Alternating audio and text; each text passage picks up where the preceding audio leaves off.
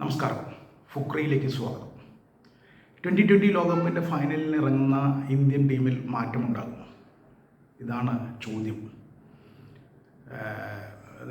സാധാരണഗതിയിൽ മാറ്റം ഉണ്ടാകേണ്ടതില്ല. പക്ഷേ വരുൺ ചക്രവർത്തിയുടെ ഫോം അത് ഇന്ത്യയെ വല്ലാതെ ആശങ്കപ്പെടുത്തുന്നുണ്ട്. വരുൺ ചക്രവർത്തി തീരെ മോശമായിട്ടാണ് ബൗൾ ചെയ്യുന്നത്. പ്രത്യേകിച്ച് സൂപ്പർ 8 തുടങ്ങിയതിന് ശേഷം സൂപ്പർ 8 മത്സരങ്ങളടക്കം സെമി ഫൈനലടക്കം അദ്ദേഹം വളരെ മോശമായിട്ടാണ് പന്തെറിഞ്ഞത്. അദ്ദേഹത്തിൻ്റെ ടൂർണമെൻറ്റിൽ ആകെയുള്ള എക്കണോമി റേറ്റ് എന്ന് പറയുന്നത് 11.6 2020 ക്രിക്കറ്റിൽ ഇത് ഒരിക്കലും അംഗീകരിക്കാൻ കഴിയുന്ന ഒന്നല്ല. 11.6 എന്ന് പറയുന്നത് വളരെ വളരെ വലുതാണ്.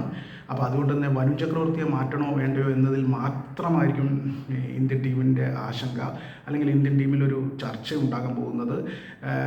ബാക്കി 10 കളിക്കാരുടെ കാര്യത്തിൽ കഴിഞ്ഞ സെമി ഫൈനലിൽ ഇംഗ്ലണ്ടിനെതിരെ ഇറങ്ങിയ ടീമിൽ മാറ്റമൊന്നും ഉണ്ടാകാൻ പോകില്ല. 10 കളിക്കാരുടെ കാര്യത്തിലും ഉറപ്പാണ്. വരുൺ ചക്രവർത്തിയെ മാറ്റണോ, പകരം മാറ്റുകയാണെങ്കിൽ പകരം ആരെ കൊണ്ടുവരണം? കുൽദീപ് യാദവാണ് ഏറ്റവും മികച്ച ഓപ്ഷൻ. വേൾഡ് ക്ലാസ് ബൗളറാണ് കുൽദീപ് യാദവ്. അപ്പോൾ കുൽദീപ് യാദവാണ് ഏറ്റവും മികച്ച ഓപ്ഷൻ. അപ്പോൾ കുൽദീപ് യാദവിനെ കൊണ്ടുവരണോ എന്നത് ഒരു വലിയ ഒരു ആശയക്കുഴപ്പം ഉണ്ടാകാൻ സാധ്യതയുണ്ട്. അതോ വിന്നിങ് കോമ്പിനേഷൻ, അങ്ങനെയാണല്ലോ ക്രിക്കറ്റിൽ ജയിച്ചുകൊണ്ടേയിരിക്കുന്ന ടീമിനെ നിലനിർത്തുക എന്നത്. പക്ഷേ 2020 ക്രിക്കറ്റിലൊക്കെ ഇത് വിന്നിങ് കോമ്പിനേഷനൊക്കെ പിടിക്കാൻ പറ്റുമോ എന്നുള്ളത്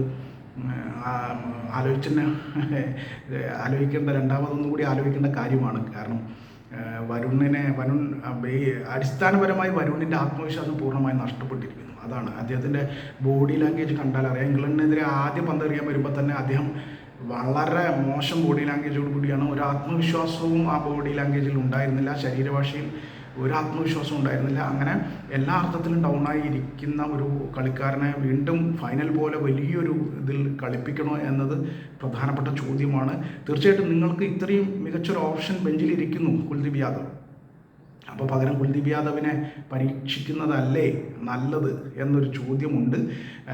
അതേസമയം അഹമ്മദാബാദിലെ മൊട്ടേരയിലാണ് കളി നടക്കുന്നത്. അവിടുത്തെ പിച്ച് ഇത്തവണ ഈ ഫൈനലിൽ ഉപയോഗിക്കുന്ന പിച്ച് ബാറ്റിംഗ് പിച്ച് ആകും എന്നാണ് പൊതുവെയുള്ള നിരീക്ഷണം.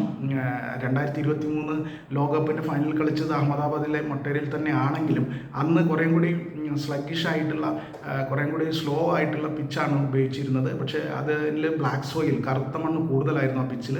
പക്ഷേ ഇത്തവണ അങ്ങനെയല്ല. ബ്ലാക്ക് സോയിലും റെഡ് സോയിലും ഒരുപോലെയുള്ള മിക്സഡ് ആയിട്ടുള്ള ഒരു പിച്ചാണ്. അതുകൊണ്ട് തന്നെ ഫ്ലാറ്റ് ആയിരിക്കും. 2 ഇന്നിങ്സിലും മികച്ച രീതിയിൽ പന്ത് ബാറ്റിലേക്ക് വരും, മികച്ച രീതിയിൽ ബാറ്റിംഗ് പിച്ച് ആയിരിക്കും എന്നാണ് നിഗമനം, എന്നാണ് വിദഗ്ധർ നിരീക്ഷിക്കുന്നത്. അതുകൊണ്ട് തന്നെ ഈ ഫ്ലാറ്റ് പിച്ചിൽ കുൽദീപ് യാദവിനെ പോലെ ഒരു ബൗളർ ഇന്ത്യക്ക് തീർച്ചയായിട്ടും ഗുണം ചെയ്യാൻ സാധ്യതയുണ്ട്. അപ്പോൾ ഇനി ഒറ്റ തീരുമാനമേ ബാക്കിയുള്ളൂ, അത് വരുൺ ചക്രവർത്തി വേണോ വേണ്ടയോ എന്നത് മാത്രമാണ്. ബാക്കി എല്ലാ അർത്ഥത്തിലും ടീം സെറ്റാണ്. ബാക്കി ഒരു മാറ്റവും ടീമിൽ ഉണ്ടാകാൻ പോകുന്നില്ല. അപ്പോൾ ആ നിലയിലുള്ള നീക്കങ്ങളായിരിക്കും ഇന്ത്യൻ ടീമിൽ നിന്നുണ്ടാവുക. എന്തായാലും വരുൺ ചക്രവർത്തി ഫൈനൽ കളിക്കുകയാണെങ്കിൽ പന്തെറിഞ്ഞ് അദ്ദേഹം ഒരുപാട് റണ്ണ് വിട്ടുകൊടുക്കുന്ന ഒരു സാഹചര്യം ഉണ്ടായാലും അത് തീർച്ചയായിട്ടും ഇന്ത്യക്ക് തിരിച്ചടിയായി മാറും. കാരണം ഫൈനലിലൊക്കെ ഓരോ റണ്ണും പ്രധാനപ്പെട്ടതാണ്, വിലപ്പെട്ടതാണ്. പ്രത്യേകിച്ച് ന്യൂസിലാൻഡിനെ പോലെ ഒരു ടീമാണ് എതിരാളികളായിട്ടുള്ളത്.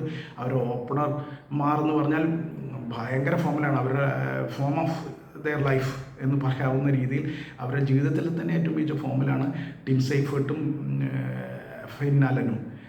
ഭയങ്കരമായ അത് നമ്മൾ കഴിഞ്ഞ സെമി ഫൈനലിൽ ദക്ഷിണാഫ്രിക്കയ്ക്കെതിരെ കണ്ടതാണ്. ദക്ഷിണാഫ്രിക്കയ്ക്ക് അന്തം വിട്ടു പോയതാണ് ദക്ഷിണാഫ്രിക്ക.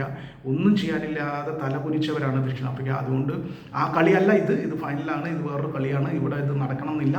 പക്ഷേ തീർച്ചയായിട്ടും ഇത്തരം കാര്യങ്ങളിൽ എന്താണ് സംഭവിക്കുക എന്നുള്ളത് ആലോചിച്ച് കണ്ടും വേണം നടത്താൻ എന്നത് തന്നെയാണ്.